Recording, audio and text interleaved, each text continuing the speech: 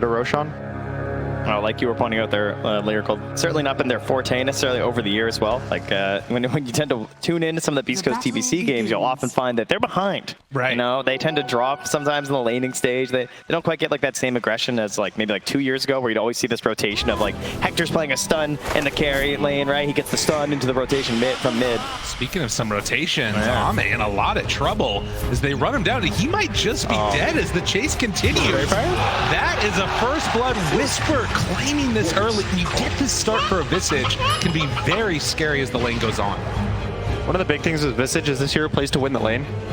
The entire concept of the hero is use all of your mana to deal so much damage and hope you get the kill so you buy the mana back, which was, you know, one of the slight concerns about Snapfire. You can't melee body up with a Visage. It's a lot of commitment if you go in, but they get the first blood. That's a lot of regen, some stats that Whisper will get, and now is where the lane looks hard.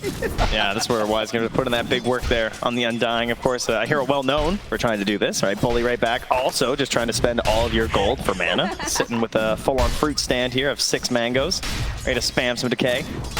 Radiant's middle And in the mid lane, I think this is where the supports really want to rotate, especially the Enchantress. I think we're going to see an early rotation at even the 5-minute mark on the Siege, where, you know, nothing to say maybe dies once, even if he'll die again, and that's where the game completely breaks down if it happens. Stinger up there also already trying to put some harassment and took over the range creep. That piercing damage, pretty good at being able to deny out some of those creeps, but needs to watch out for the arrow coming from Xingqiu. We'll keep our eyes on that, but again, down bottom, the aggression and why just drops again. We talked about Whisper. Watch out for this guy. He has been having a hell of a tournament. Yeah, and this is one of those issues with Undying. Like, you see it early in the tournament, and obviously the hero's still very strong, but there's certain matchups that you don't really want to be playing into. You're hoping for like double melee strength heroes, right? That's kind of the dream. And what do you got here? Here's have a range strength hero and you have a Visage, right? People are always like, they understand that Undying's still strong, especially through like the mid game and even some parts of the later game with the vision from the Tombstone. But when you can find these lane punishes, this is where it feels like you're actually like able to sort of remove some of the benefits they're getting from that hero. He just keeps buying mangoes. He brought another one out too. So why? Hopefully going to be able to use those. If he keeps dying, that is not going to end up serving him too well. But it's a lot of free mangoes when you die. That's fair. But yeah, so Visage is the way you beat Undying a lot of the time is Zoo. A lot of summons, and Visage has the summons. He has the laning versus him. The birds kill the Tombstone in the mid to late game with all the attack speed. So really nice massive matchup. It's generally just that Undying has a slight edge in the lane if his carry is able to be aggressive with him, but they don't really have the opportunity. I think they kind of lost it, especially with that first blood, just giving so much gold away. And now LGD is just hoping to go for an even lane bot. It feels like so often you'll see the position 5 try that exact same play, where they come down in the lane, you're really hoping to catch the carry, and rarely works, but that time that it does, it just is so much for you. It reminds me of like trying to snipe the early courier mid or something for the mid laner's bottle. The bounties and pubs. Yeah. Invis level 1, sitting with a ward, sitting behind the tower. That's the nice way to go. Well, again, this bottom lane, definitely very happy for it for Beast Coast. Nothing to say. Going to take some pressure mid and see Smile right on top of him. Oh, miss uphill. Oh, gets out of there, just barely. The whittling down though, right? The prize is mine. Xingqiu is walking behind him though, on the mid lane. Yeah, and this has been something for these Miranas. Oh, a nice move. Xingqiu, it's got him caught. Can he survive? Fairy Fire, try and turn. Oh, see Smile, able to live. See Smile gets the kill first. Oh, he turned a catastrophe into something still not great, but better than nothing. It's not the worst. Gets XP. He gets to TP back mid. He's missing probably around 3 creeps. So it's neither of the mids actually get really an advantage from this. It's mostly that now he gets the full reset, but Pango obviously gets the bottle fill now from Mirana, so it could be worse. Yeah. At least it was exciting, right? You know, it was cool. Cheer a little bit. This is all good. Ever the showman. It's these main stage Miranas though, sometimes struggling for these earlier plays. Some games going really well, other not so much. As now Xingqiu can run to Stinger. This is a tried and true matchup for the Mirana. Obviously, you can try and arrow into the creep if you can, but look at that positioning from Stinger to ensure it's not going to be possible. Very well done. They're definitely taking it to him here on the earlier side. Well, Hector, in the meantime, up top, K1, still able to farm, but you can see that in spite of some of those nice moves and the lane going well early, the CS heavily into the favor of LGD. Yeah, Whisper has, he's 2 kills right now, but he only has 10 last hits, so this is the Drow Undying. Just a strong lane to just sit there, last hit. If you can't push them out, they'll always out-CS you. One's rolling the dice up top here as well, and to jump in, tries to get Stinger. It's not going to be quite enough. So Xingqiu can't get that one. There's more aggression down bottom too. Just madness all around these lanes. Gojira in some trouble. Will try and survive through as the K runs off. But Ame right on top. Denied. Nicely played. Radiant There was about structures are 60 fortified. damage total there, and he took every one of them. Something interesting is Faithbeyond, it looks like he almost might just rush the Mask of Madness. He picks up an early Morbid Mask, which I don't know if we've seen that much, especially after the nerf to creeps. So the laning stage of it's a little weaker, and it's better in this mid game where you're actually hitting heroes with it. So he probably recognizes that Hector can't jungle. He has to sit in the lane versus him, so he'll always be able to hit him. It gives him sustain, as opposed to the offlaners usually by the Helm or the Ring of Health. So it's an interesting way to play. Yeah, and Stinger, of course, like wanting to do a little bit of rotations early on too, so creating this 1v1 scenario that you want to be advantaged in for the Slardar. Nothing to say, gets level 6 first, and C-Smile will now get it. So Oh, Faith Beyond, yeah, that. I feel like it's just like a dice roll up here, right? Like one good bash from the Faceless Void, turn into something, one good arrow. Everyone just battling over these creeps as the Harpy spams it out. The 6-minute rune, very important for both teams. looks like it is going to spawn up top. C-Smile picks that one up. It's an illusion, so not a kill rune, but can get him out of dodge if there starts to be some trouble. Still very even early on here as the rotation comes down bottom. That keeps him alive in case of a gust, and Ame is just going to fall here as Whisper. It's another kill happens, so good rotation from C-Smile. Really important when you're losing the CS in the lanes and you know that just sitting there and extending the laning stage is not favoring you as much, to just connect your cores. They bring the Storm to bot there. He's probably going to sit here now and just make it so that if Ame TP's bot, he feels bad. He feels pressure from the Storm. Now his Snapfire is getting experience mid, so he'll get an early level 6. And it's just a big question, is Ame going to TP bot, try to accept this pressure, or is he going to TP top and try to pressure with the Slardar? Yeah, it's a tough call to make. And I mean, Snapfire probably, in my opinion, one of the absolute best 5s when you're in this state of like maybe feeling you're a little bit behind, you're pressured to make moves. Getting level 6 on Snapfire just feels like the freest way to kill like any core in the game. It's just so much damage, especially early when you get the Snapple around the 8-9 minute mark. Cores aren't even expecting it. No. They just get one stun, the Snapple just kills them. See up there too, getting closer on that Faceless Void ulti as well. The Chrono would be a huge setup for it. They get the root on the Faith Beyond, just trying to mess around with them a little bit here. But does get the deny from Stinger as well. Rotation, moving in, Snapfire right on top of him. Xingqiu going to be forced to leap away, uses 2 of them to get out. So just being a little bit of a bully there as Whisper down bottom is also going to be in a big way trouble. Ame finds that kill. They drop the tombstone for it as well. And just like that, LGD, they pick up another one. I think it's a little scary for them to bring all their supports top and abandon the Visage. I think they keep having success when they bring heroes there. Here's so much damage this early. If the Storm goes there, the Snap, they'll probably just kill the Drought every time they go, but they abandon him. The Pangolier walks over casually, gets a free kill, TP's mid. Yeah, it feels like they're being pressured in terms of Hector. I just want to make sure that he gets off to a good game. Being a Faceless Void and, like you said, not really wanting to go to the jungle this early on, so that pressure is really hurting them a bit here. But another rotation here. He's out with a good rune. They find Faceon interrupted before he can get the crush. And another kill for Beast Coast. You can see, though, that LGD, in spite of the kill advantage favoring Beast Coast, they're doing a good job of farming up the rest of the map, biding their time, waiting for their moment. They're making so many moves, people can't even like rotate mid for the wave and just like run back in time. So missing out a couple creeps here, but Gojira gets there now, so we'll be able to grab that. And Also, interesting from him on the Snap, he's actually maxing his E and going Medallion. This is a build, it was like a year or two ago, I think was very popular. Nowadays, a lot of people go 4-4-0, they rush the 4 staff, they go the Shard. So I think he's trying to buff up the physical damage, especially from the Visage in this early game, give them a lot of tower pressure, tanks them up. yeah, you kind of have a choice, right? Where if you, let's say you go 4-4-0, you're essentially going to amplify everything that Storm wants to do. Those little gank plays, that big burst damage. Whisper, though, again, same issue. Like, the rotation's not really He misses. Oh, nothing to say. A rare miss for him indeed, and that Chronosphere just going to be used to get Whisper out of there. LGD not used to seeing those. That's not enough for the kill on the second go. And East Coast gifted another chance to survive through it, and Hector getting away. Gojira moves in. They're not going to dive for this. The Visage Bird's also going down. Xingqiu shows up. Arrow connects. All right, this is a very weird state of affairs down bottom. After they didn't kill Whisper, everything else is just There's another TP bot. Storms with full mana.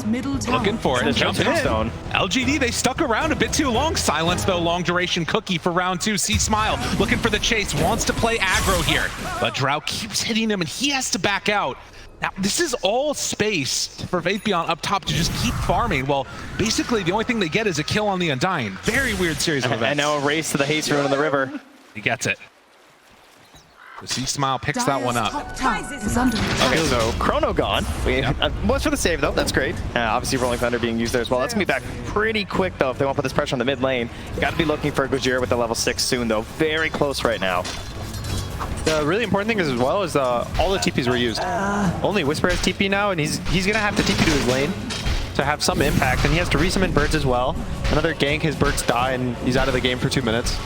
It's just scary for the map right now for Beast Coast. Look at LGD. All 4 heroes immediately converge up top. They want to try and take this tower and claim one of these objectives. While simultaneously bottom, they're going on to Beast Coast a little bit here. See Smile, the haste rune. Mana stepping away. You have those kisses ready. Yeah, not much you can do in this situation. Nothing to say, sort of holding into the mid lane, so it'll just be a tower trade right now. But yeah, back to that build on the Snapfire, though. This idea of, do I want to go for this ganking potential with the high damage nukes that everyone usually goes for the snap, or am I going to try and buff up this big tempo, this whole plan that we have? Because they could roach extremely early at this point right now with even just like the smallest win from Beast Coast, which is something that is also in the cards for LGD when you have this Slardar. So it could be a slightly earlier timing on that battle of the territory in this game. Both teams have this really early Roche. Even the fight. Both teams have really nice fighting potential around the Roche pit. So the next probably 4 or 5 minutes is going to be, especially when it hits nighttime at 15 minutes, that's where teams are going to be looking for just one kill, forcing a Roche fight. LGD dropped the Tombstone, you can't really walk into Roche. The side of Beast Coast, if they don't use Chrono, you also don't want to walk into a Chrono. I feel like the Tombstones have been extremely hard to kill, I will say, for a lot of the matches on the main stage, but this game, pretty good from Beast Coast. Like, quite a few different range heroes, good mobility. Yep, Snapfire is like the ideal one, of course. We've often seen, though, unfortunately, the Snapfires have been missing, going for those uphill kills. And unfortunately, you're not getting any more attacks with those higher levels. I also think the scary thing is that since it's maxed, you want to always use it, but yeah, let's for it now. Chrono connects onto 2, and Gojira immediately there with the big ulti. Rolls through, tries to interrupt. Will it be enough? Silence now onto C Smile. He'll die, but they get 2 in turn. Now trying to get a little bit of separation. A good roll ends up bringing down Stinger, but then the cookie, and now onto Ame. A couple more punches. Hector has him for the double kill. They get the invis to try and survive through this, and nothing to say, still sticking around, but he might have stuck around a bit too long. Do they have any detection? It doesn't look like it. So like that, Beast Coast win a very nice fight here. It's set up for a good mid game. That was a really nice Chrono. Yeah, they dropped a sentry in the middle of that fight as well there too, so unfortunately their last one being used, or maybe there could have been a chase opportunity there. Nothing to say. It looked a little scary when Chris got stunned by the Pangolier roll after jumping in, but there's enough damage between the snap and the storm slightly jumping in on the Chrono just to kill both the Slardar and Undying. Yeah, she was at half the damage in that fight there. Oh, the arrow! The arrow! Xingqiu timed it perfectly. Gojira did not use that cookie that time around. So LGD, they're going to get what they came for here, maybe. He's going to be off cooldown too while he's dead. It hurts. Not the Midas. The pain.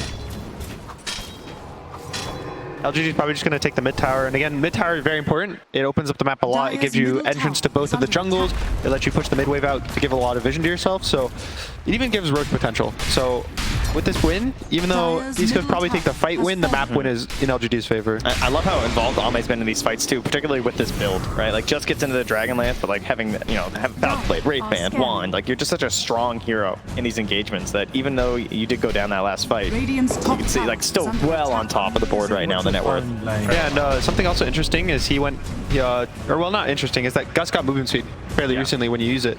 So now Drows are able to show up to fights a lot earlier, have actually mobility instead of being a very slow hero, and we might see him take the town at level 10 as well to get another 15% movement speed. He took damage, so as I say that. Got enough. It's hanging out there. You know, it's really interesting, the dynamic that we're seeing of with these longer cooldowns that Beast Coast are playing around with. As soon as the fight, even if it's a loss for LG, they just run back in there ready to go for another round of it. And we'll have to see if Beast Coast can sort of match that tempo. Yeah, Drow used to be one of the older school counters to Void, because you would lose the fight to Chrono, you would take Roche, you would take Tower. This was back when Drow Aura was way more global, this damage for everyone. Back when Drow and Visage were on the same team. Yes. Not like this. Yeah. Wow. Another kill there. Stinger will drop, loses his creep to boot. That's fine. There was a smoke coming through there, so tanks it for the team. Make sure that Hector gets out with his Midas build, right? Got to keep him farming. Close are we now? The Wraith Pact is about to be completed. Whisper even foregoing boots in this game to just get it that much quicker. It's got wings on the Visage. He's a Woodlace. And we'll see Chris Luck. He is probably deciding right now between going for the full Kai Sanj or the BKB. He just bought the Ogre Club. He has nothing queued, and it probably depends on how the next fight goes. If he's able to slow the fight down and wait till he gets to jump at the, like he gets to wait for the perfect opportunity. He doesn't need a BKB, but if he feels forced that he always needs to jump in first, needs to get he doesn't really need to do damage, then he'll go BKB. Yeah, that's a tough call this game actually, because like with Visage and Faceless Void as your other two cores, I mean, I definitely like the BKB a lot. I like the BKB as well. What a cool build by the Drow too. You see this going immediately into the Shard after Falcon Blade Dragonlance. Seeing a lot of this hypothermia. People are big fans. Very good versus the Void. Like Shadow now. GD looking for a fight. They do manage to hit on that scan, but I've noticed both teams really love the notice me spam. You know, this has been evolving through the tournament. All the LGD games spamming it quite a bit. Yeah. Gojira. Didn't see it themselves, but yeah, he's going to be found. Cookies away. As there was a chance for a battle there, but backs out. The sentry does clip that ward, so when he walks up the high ground, he sees it. Probably going to look to de-ward it and hope there's no hero still standing there waiting for him. The Arcane Rune there gets denied by the Visage Bird. Well, more time just to farm up for Ame, and likewise 4K1. I wonder how much pressure LGD feel about taking this Roche.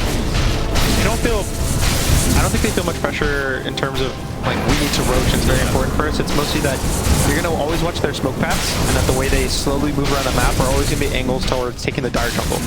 And you see there, they smoke up there. They don't get a kill, but if they get a kill, they instantly would go roach. So all of their moves are going to kind of not really go towards this bot area. It's a lot going to be towards mid or towards top, trying to get areas, get wards down.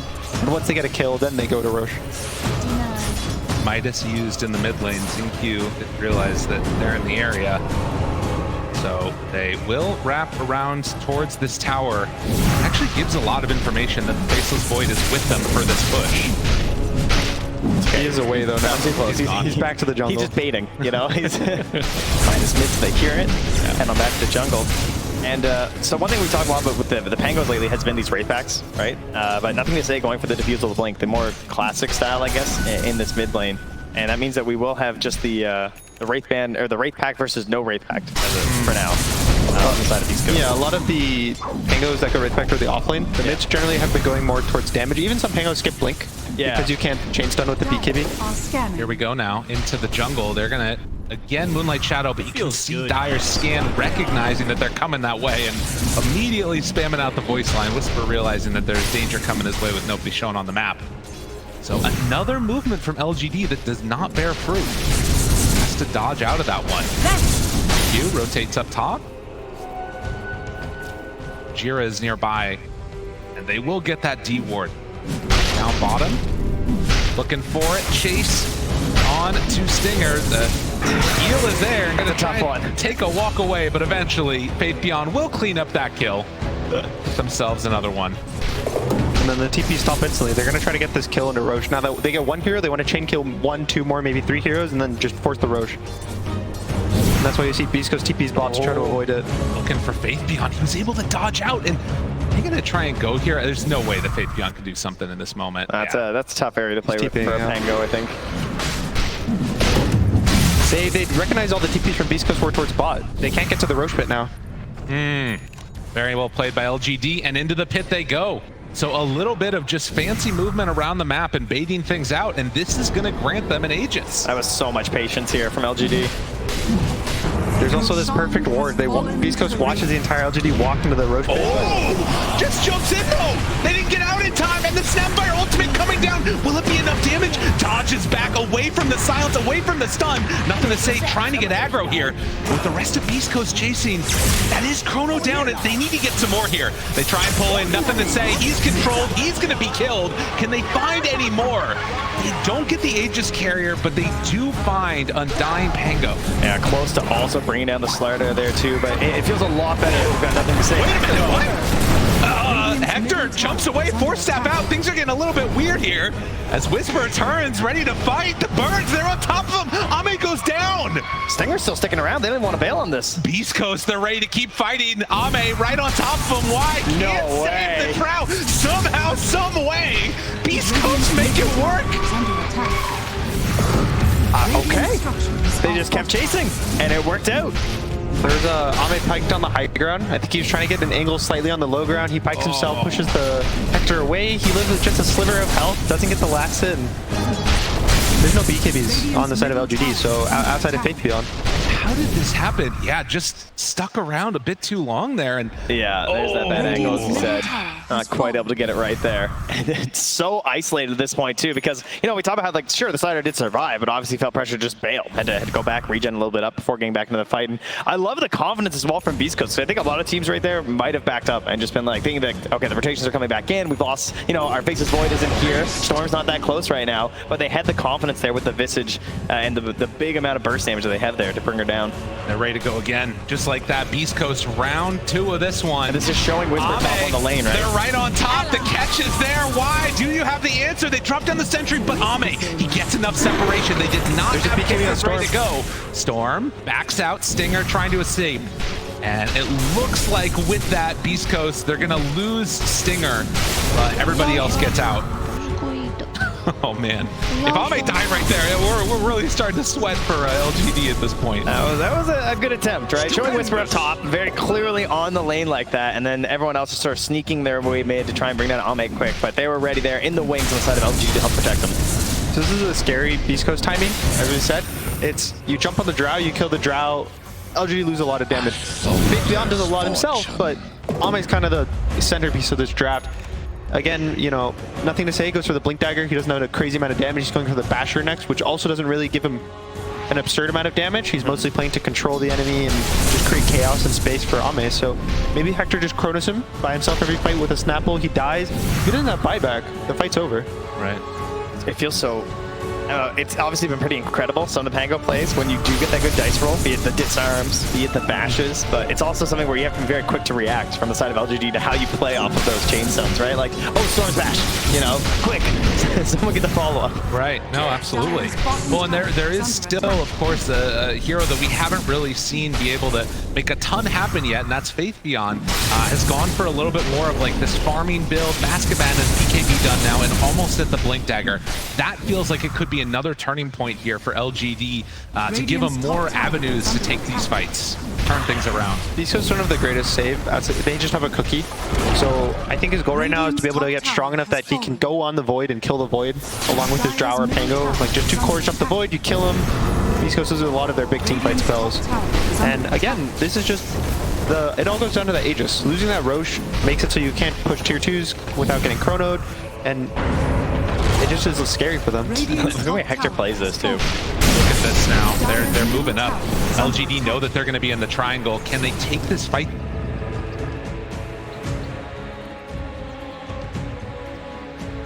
Oh, they're going to be underneath a Beast Coast ward. The smoke on smoke action. They know they're in the area. Arrow, Hector, oh, he gets bashed right at the start. Roll through round 2. Can he get it off in time? BKB out, wants to jump forward, finds a couple, but it's not a great target. The chrono, he catches Ame on the backside. Immediately, see Smile right on top. They find him, but do they have the control? The bird drop a couple more stunts, force staff to the low grab, keeps him fine for now. Faith Beyond ready to fight, going toe-to-toe against C Smile. Hector and now on to Whisper. They're in trouble. They got to get the hell out of here, and Beast Coast lose it as LGD say no. Nothing to say. He silently, after the roll, he walks all the way towards the mid lane. He's following Hector because he's Corrosive Haze the entire fight. He uses after the BKB, catches him on the mid lane. He goes down and just again, it's the chrono is really important for them. Yeah, and it gets so spread out after that too, right? The Tombstone's on the high ground as well. Like, they had the vision, but they couldn't quite even just get the timing to bring it down. What a strange start to that fight too, right? Like, Hector getting stunned up, doesn't have the time walk to get rid of it right away too. It's been too long with everything happening there, and the kisses coming through, not quite connecting. But then it's sort of, you think this salvages it for a moment, right? It just looks so scary. You can see Hector has to run away. He's not able to jump the Drow with his team. There's not much follow-up. The Chrono, while he catches the Drow, also cuts off the whole team from getting to the Drow. They have to walk in a long, roundabout way around the bubble, and it's too slow. Well, they were able to make that one work for LGD. Of course, think about how different that fight goes if Nothing to Say doesn't have the role already going as they go into it. So really impressive performance from them. As LGD, that all starts seemed that they were going to move up into that high ground and then run into them after. Now we're kind of like slapping down the old reset button here. We're going to look around, try and get some wards down that same area around Roche, right? Potentially like 2 minutes away from that's going to start spawning. Roche and tier 2s pretty much is the time of the game that we're at now.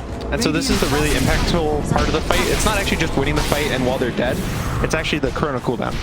So there's no chrono. We'll probably see LGD try to take the tier 2 tower because again, they all want this map control. Their entire goal of this game is to get Aegis so that they don't die in the chrono. That's all they need to do. So anytime they use chrono, you want to take a tower and try to force an outpost. You can see 50-50 just about. Slight edge towards LGD at this point in the game. They're going to get close. It looks like they're trading off tier 2 towers, both top and bottom at this point. Radiant's bottom tower. See if they actually get it. But we also saw that ZQ, he's the one that's eyeing up that next raid pack. So it's going to be a pretty significant amount of time before LGD have theirs completed. I'm trying to think of a solution for if Hector gets gone on first. They're really not like, looking good. No, it's really not. Like, you can't even buy one really. Like with these heroes, with these upgrades, I mean, I guess theoretically there's a snap save. Okay, there's one. The Aghanims. That's a ways away though. All right, you know? start saving Gojira. Got your job. But it just speaks to like how important his positioning is going to be for the rest of this game. Yeah, the one nice thing is they changed the role so you can BKB between the chain stuns. He wasn't able to get it off in the last fight, but you'll need a lot of follow-up between the Pangolier roll, the Slardar bash, the Mirana arrow. There's a lot of different factors that will lead into it. Now the chase, Moonlight Shadow, heads on through. Can't get caught if you're not with the team, right? Nope. Can't get be personally dead in the team fight if you're not there. I like this. Holding a nice ward though. This is LGD doesn't really want to force it into the ward. They kind of want to bait the mid lane, and when someone pushes the lane, they want to jump. And anytime you walk high ground into a ward, you know it's there. That's when the fights get hard. They have perfect vision of you. They always get the initiation on you, and it's a little scary. Rush. The start. Good BKB. Faithpion trying to bring down Stinger. They're cooking him around. Gets a little bit of separation. C-Smile also not forced to use that BKB. Wow, very interesting. That's an expensive start to a fight to go for BKB on the edge kill like that. And Hector now has a Manta as well, so it's going to be forced that BKB necessarily. Looking for the chase. Big jump. Nothing to say. Will he get it off? He does. Rolling around back and forth, but they've already killed off the Undying. Now looking for Nothing to Say. They get him caught. And the photo on the side. Ame, he's in trouble with the Manta, the batches. Do they have enough to bring him down? BKB gets a little bit of separation. They don't have Manta to take off that silence. So Ame is going to get back home again, able to escape. Still a fight win for Beast Coast.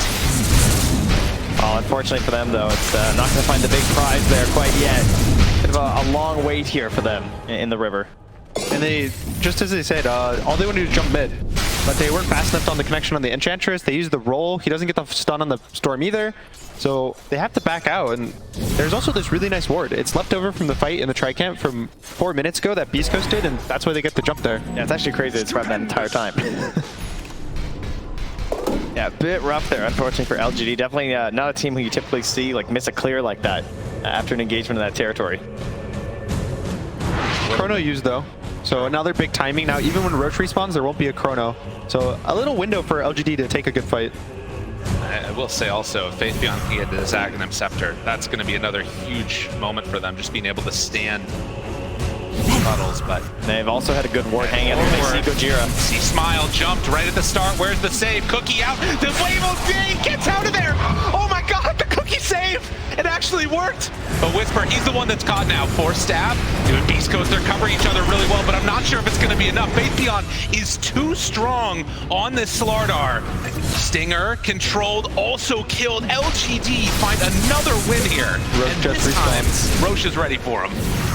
Oh, you saved your Storm. That part's great, but obviously not having the Chrono there, they can't really fight. You're gonna head immediately into the pit, and this is the big moment we're waiting for. And Ame having so many struggles with positioning this game, picking up a Blink Dagger. Interesting. Very different look for him. And they're actually not trying to go in for the Roche. Instead, they want to keep finding kills. Gojira in some trouble. C-Smile trying to interrupt and get his buddy out. And actually, Maisha's to it. Radiant's So breaking the Blink Dagger of that Slardar, and they're buying enough time. This is worrisome now for LGD, though. Chrono's up in 5 seconds. There's potential for them to contest this Roshan. Yeah, it looks like it won't end up happening, but with how much they delayed it from Beast Coast, very surprising, because honestly, it looks like it's going to be pretty free. The birds are going to come in, they're going to see that this Roche is dying right now, not be able to ruin any of their plans, as the Aegis and Shard will both be picked up there. And Shard, currently in the hands of XinQ. It won't be just the XinQ. courier, unfortunately. Yes, Wait, are you sure? Wait, what? Mirana Shard? The 4th lead. That's not your favorite? I do like the fourth. Giving it to the Slardar, actually. The Slardar is really nice. It lets him not have to press ult before his crush, so he doesn't have to worry about kind of slowing down, missing an attack by pressing ult. So it's all about the burst now for Void. If Void lives, Beast Coast probably have a good chance of winning the fight. If Void dies without pressing Chrono, without pressing BKB, I don't really see a way for him to fight LGD. Yeah, of course, speaking of Shards, it also doesn't have the Shard on the Faceless Void right now either. They've changed it a lot so that it's more, you don't need it as much, but it doesn't become as good with it. You know, the interesting thing about this game, too, is that I think for either team, if you win one of these fights in the late game scenario, buildings are going to fall so quickly, whether it's with the Visage or whether it's with the Drow. It's just a scary, scary state of affairs. And uses the Manta, goes in, BKB out from Faith Beyond, and then tries to escape. Hector, Gonna force a lifted, arrow, is going to use it now, but could jump forward. Ooh, if he saw the vision there, might have gone for the Chrono. Yeah, I think the call was from Gojira just saying, like, I'm not there for the follow-up. We don't have enough. We're losing out on some Storm mana. Just reset. Like, we don't want to force a fight into Aegis uphill by their outposts. Like, this seems like a bad idea, guys. It does feel sometimes like it's, you know, pulling everybody back from ready to just jump on them. There's a lot of back and forth in the fights. Beast Coast has a lot of, they have 4 staffs, they have the cookie, they have a lot of different jumps, so it always seems like they're able to kind of maneuver back and back and back, but it's all on, do they connect with the arrow, do they connect with the Pango rolls? It's just, at some point someone's going to get stunned, and whether or not the Void can protect by chronoing aggressively is the question. It's a very interesting game when it comes to the terrain as well, in terms of like where the fights actually take place. Because like if you find these choke points with the Chrono, that's obviously going to be very strong for Beast Coast, but at the same time, choke points for a Pango. Rolls all over the place, better combinations. There's a lot of ways to get over top of the terrain as well for both teams. It's just down to who finds that initiation. Bloodthorn completed now on the Storm as they are heading towards mid. Beast Coast, LGD continuing their spree down bottom as we'll likely see a couple more towers fall in the duration of this Aegis. I think Beast Coast has been doing a very good job in terms of the lane pressure, which isn't necessarily something I would always say is like one of their strengths as a team. But all over the map right now, from like Whisper, Stinger, and Hector through a lot of this game to try and keep them in it. Oh, jumps, back line, Whisper getting enough separation, and well, Faith Beyond might be in a little bit of trouble. He's pretty far forward. They get the pull for round 2. Hector gets a good chrono, but it doesn't find the Drow. That's not good enough. He's going to kill off that Undying. C-Smile gets some separation. Ame wanted to chase, but can't quite go for it. Nothing to say, backs away. And the Tombstone is down, so they find 2 kills in the midst of the Aegis and with the bad chrono. I think they could just jump a little too far. All the TPs take so long. It takes 7 seconds for even Drow to just show up to the fight. So now by that point, the BKB on the Slardar is out. It's just, I think they just chase a little too far. Yeah, it's a bit of that dragging out the fights that you were talking about before. Able to sort of like break things back. Very good versus an Undying, typically, right? But that was excellent timing. As you can see, like we got Wraith back and we got the Tombstone here. And Snapfire, you only get so many shots, right? Only a couple, 6. I'm counting in there in the revolver, right? And hard to bring down both those targets. So still pretty good for Beast Coast, but again, it's that same notion of just like, okay, the Chrono's down. What do we want to do now as LGD? The other big thing is they glyphed the tier 2 bot, and it was not their first tier 2, so there's no glyph reset. The next 5 minutes, there's no glyph for Beast Coast, so LGD has the opportunity to push towers, but anytime you lose fights, if you're not very, very confident, like, they don't have chrono, guys, we can go. It's maybe you're going to step back, say, oh, we need this next item. We need to go together more, play a little slower. Oh, Gojira, he's hopping all over the place, skipping some puddles Good here. crush. Smile has to zip away He's from no that mana? one. And it looks like he will get away, and Gojira also does. Faith Beyond, is he lucky? Can't quite get him. He's ogre flopping, he's cooking, trying to get away as fast as possible. Also, there's something interesting is C-Smile went back for the Orchid, third item, which isn't too common these days. A lot of the Storms have been going for a Witchblade or an Ags. He's going for the Ags next, but I think he's kind of recognizing that Nothing to Say doesn't have any defensive items, but thankfully for him, he's just picked up an Aeon Disc that's locked. So he's trying to just BKB, go in, jump out, create a chaos of the fight, and then his re-engage is when he actually uses the Orchid. That's when the BKBs are down, the Manta's down, the roll is down, you get the kill, and hopefully at that point the fight's over. I feel like he's been getting away with a lot this game on the Storm as well. Like, I feel like C-Smile's done an excellent job of just holding his BKB for the opportune moment. He's had a lot of times where I really thought, like, okay, like, I would need a BKB here. Because, like, one straight arrow, I'm just dead. You know, I'm in way too much panic right now. Playing it perfectly. Exactly what they need from him. This Midas paying off, has the Mjolnir done now. Could think about a chrono again if they feel so inclined. But it looks like the call is going to be wait for that Scotty to get there. It's actually, it's flying there right now, so. He is mega farmed. Going to be very helpful if he is getting chain stunned up there. And as the game goes later, there's less and less concerns with this idea of just like, okay, we can go now to the chronos down, because like fights tend to get like a little bit more spread out as they also take longer. Timers come out. Yep. So the big thing right now for both teams are thinking, everyone's thinking about their carry players. They're still really important in this game. It's Chrono the Drow, good chance of winning. The fight's maybe not over, maybe his buyback, but that's all you need to do to win. And on the side of LGD, Ame is just thinking, how does he dodge the Chrono? That's why he has the Blink, that's why he has the Pike. He wants to just not be solo Chrono. He can even hit the Void in the Chrono and kind of dissuade him from killing his teammates. So both of them are going to be kind of playing this cat and mouse game where Void doesn't want to show because he always wants to be able to Chrono, and Drow doesn't want to show until he sees the Void. So everyone else is going to have to throw their bodies in. I think that's why Faith Beyond keeps going first. Jumps first. There's an opening, and can they bring him down? Yes. Why dead? Uses the chrono on Faith Beyond, and two of his other teammates also. He really wanted that rolling inside. They will bring down one, but Nothing to Say, still ready to fight. But look at him, K1 right on top of Ame. The Shadow Blade keeping him alive. Faith Beyond bought back. Can they do it? Round two of the ZQ. They turn, they bash, they crush. C-Smile doesn't have any mana left. Has to get out of there. Whisper playing a little bit of intercept at the moment, but with the chase down, Ame coming in. Hector tries to bring him down. Oh my goodness gracious! And kill him off. Dead for nothing. This fight is looking all LGD. As Whisper also, he too will die. Yeah, they went for a cheap start to that fight, just throwing the kisses on the Undying, trying to get themselves just one leg up in this engagement. But then the big chrono, right? Catching Faith Beyond, but also to the allies, so the damage can't come out there in time. That exact plan you were talking about, Gunnar, in terms of like Ame not being in there, just waiting that damage from the Faceless Void, just chucking that damage into the chrono. He still could not get enough of the start of this engagement. It looks really good. Undying gets no spells off. He instantly dies, and Faith Beyond's stuck. Doesn't get his BKB off before the chrono. He goes down. But you can see how tanky he is. The Void has to use his entire BKB duration, the entire fight, the chrono just hitting the Slardar, and he buys back and shows back up in the fight. Yeah, and the terrain coming to play for sure, right? Nothing to say, like dream situation. He can bounce off whatever he wants this engagement, gets a couple heroes through that big roll, and then of course C-Smile as well, finally getting caught very early without the BKB. Didn't have a lot left, and you know, I noticed that Gojira was also holding 6 mangoes in his backpack, so he's trying to make some cool plays for his Storm, but when you die, you know, not that helpful. What a big opening for him. LGD, as East Coast are losing that fight with the Chronosphere, things are really going to start sliding away from them here. It's a fairly late Roche. Still 2 minutes now for it to respawn. Gojira does take the little Shredder attack, so a little more helpful for the Tombstone killing. Yeah, that's huge actually. And the Wraith backs, of course. Yep. Two big things that are just, you know, hit-based, right? You don't need to do damage, just hit it very fast and you'll get rid of it. Also, it looks like Faith Beyond's going for an Aeon Disc, which I kind of like, because again, his job in this game right now is just to go in, BKB. That's why he buys the Ags. It tanks him up, gives him status resistance, and just exist in the fight. And he forces the chrono, which is all he needed to do.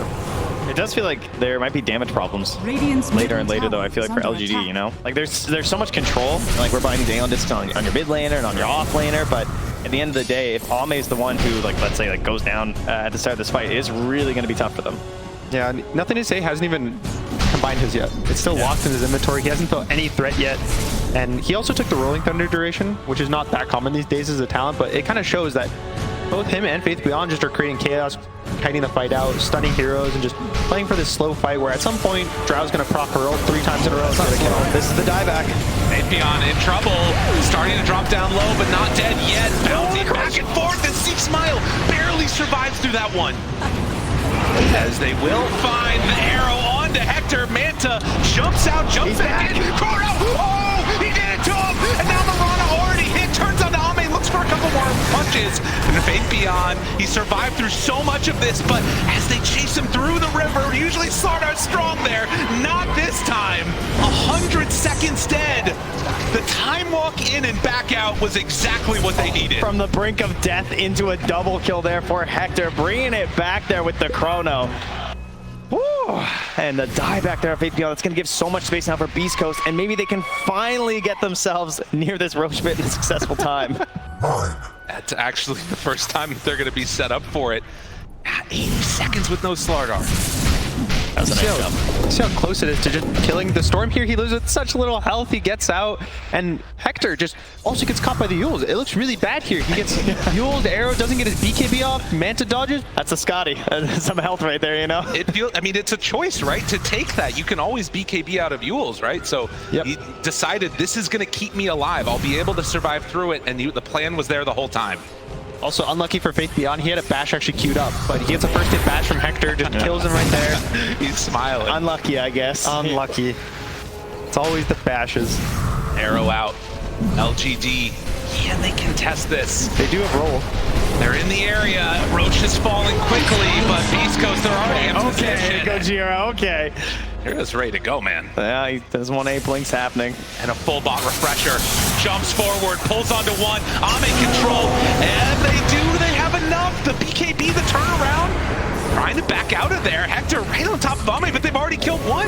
Of course it was the Axe, right? You know? He gets Axe from Roche. Yeah, of course. He was already queued up. He's 4,000 gold. But Onsen Shea, Zinq also gonna drop now 10k gold in the lead. Beast Coast looking to come in here, shock the world, take down LGD. We'll see if they can do it in this game 1. That's also why this third Roche is so important if it drops an Axe. It's 6,000 gold. Instantly swung every time you get the third Roche. It just... That could have been any better, you know? Like, of all the heroes to get an Agnums at that moment, to chase down right after the fight, knowing you have so much confidence, and of course, you know, Hector obviously recognizing just how important that Chronosphere is. He's sitting here with the refresher. Chrono just came back up. They're on the high ground. They've got the minus armor. Going into these buildings here, they want to get a little bit of something here before backing up. What can they do? Those mangoes, right? He's back to full man on the Storm. He's ready. They knew the whole time. This is going to be a lane of racks. They're bringing back nothing to say now, but the jump forward, they find one. He's in trouble. Ame trying to stop the bleeding, but there is no tourniquet here. It's all gone. They just keep finding the kills and cutting them out. I think especially it's just Chris Luck. The amount of times he's able to survive, get pulls off cooldown again and again and again, just all they need to do. Rush the roll forward. Starts the fight. The arrow is there. Where's the save? Looking for the cookie. Gets him in a little bit deeper. K1 caught. That's Aegis down. This is the best that LG can hope for right now. Can they keep it going? Looks for it. Hector. Dude, he just goes in. Totally for an Undying. Oh, now he's got one more. Round 2. Chase. For more. Gets out just barely in time. How does this guy hold his BKB? Not afraid. Meanwhile, the Enchantress comes in and is going to just be safe. Okay, Fourth step, cookie, everything. Beast Coast get out. And they can't even chase. They know that the Storm TPs, but there's still another Chrono just ready. Oh, the crowd's starting to get into it a little bit here. They're feeling it. For LGD, again, this team that has made it to so many finals, been top 3 or top 2 year after year after year. This would be such a huge upset. Casual 1k swing, 2 bounty runes, just chilling in the Radiant jungle, you know? And now Chris Luck also has a refresher of his own. So 2 pulls, he has to time this relic, so it's now like a 3.5 second stun just on the Storm. Pretty much 2 black holes now on the side of Beast Coast. That's not even commitment. He can jump in, jump out, not feel too bad. He has a lot of mana regen. Maybe more mangoes will come out from, you know, and I don't know if you saw that, but the Storm Spirit, just a little lesson for your pubs out there. Carry some dust, folks. Humans, Wait, explain yourself. What do you mean? I thought that was a support item. Yeah, I'm confused. Isn't he a mid? Guy doesn't know what he's talking about. So they're going to look to push high ground. Again, they have only one chrono right now, but it doesn't seem like LGD can actually take the fight to them. Ame just has to get a really nice burst on the Void. You saw how fast he died with the Corrosive Haze. That's what they need to do. Kill him in one stun and hope that's enough. Yeah. The Silver Edge here. Power fallen, roll in, jumps out. A stun. Used, nothing to say, not doing enough. Meanwhile, Kisses come from on high, separating LGD, forcing out that Moonlight Shadow, but they are not willing to back out yet. It's Coast. Another round of summons, waiting for that next creep wave to come through. No more roll now, though. It's a really big tool that the LGD needs to use. Nothing to Say's whole build is kind of around using the roll to extend the fight. Gets vision, misses on the jump. C-Smile backs out. Hector, control into one. They find the Trow in the back. Right on top of him in the meantime. They're gonna go Chiro lost his mind, lost his life, but the jump in and they find nothing to say. Still Xandis. Oh God, Hector, he's taking so much damage with the marksmanship and the amp. Chase, nothing to say, looking for it. The crush is there, a couple of punches, but K1 gets out. Whisper's coming in. He's right on top. C-Smile, find it, bash it, trying to kill. Will it be enough? The Hex is there, a couple more punches. The stone's dead. Whisper barely survives through. K1 jumps in, finds Undying, trying to bring him down. Ame is still beaten though. He's got a ton of damage. K1 has to be careful. A couple more marksmanship. Oh, he needs, but he gets away again. No, Mango, nothing to say. He salvages it. They jump in and get the kills. Beast Coast, they get a lot of objectives, but LGD, they're not out yet.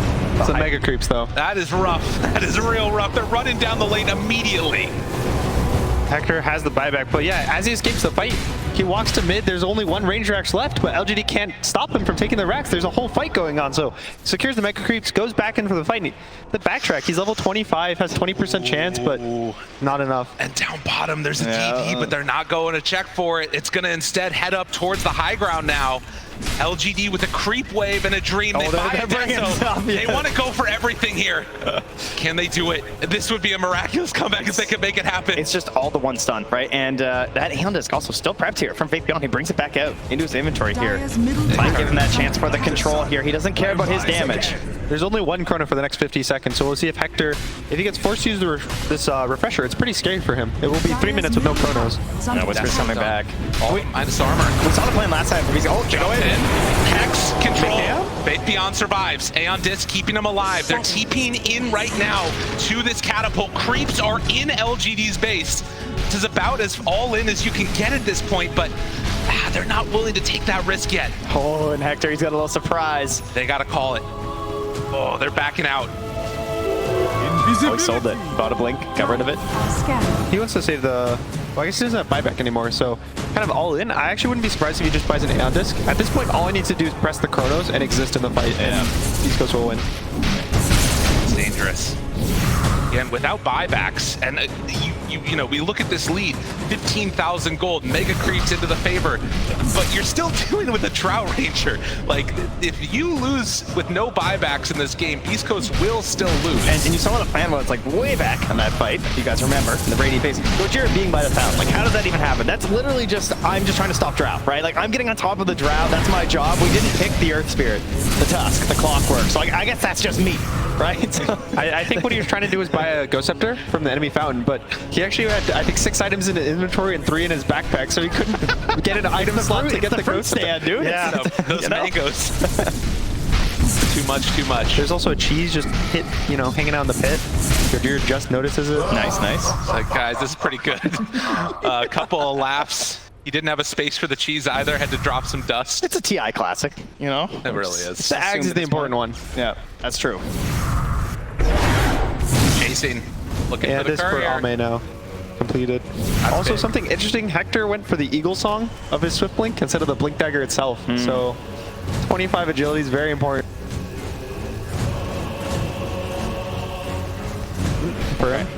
He could go Butterfly. Drow, it's not, but you know. He could go a Butterfly, but I think it's just me a Swift Blink. I'm just surprised that he would pick it over the Blink Dagger. Yeah. Ame actually completed the Aeon Disc as well, so needs to be careful about taking any extra damage casually. case that one gets procced on something else and doesn't have it for the chrono. What happens when carry players see that item? You know, they don't really understand how it works. Someone has to explain it to them. Oh my god. It's only Faith Beyond right now with buyback for LGD, so this is the scary part. You have one hero with buyback, but he's not the best at pushing out lanes, so you feel like, you know, there's pressure on the Pango, pressure on the Drought to kind of be the ones to push these lanes out, but they get jumped, they're out of the game.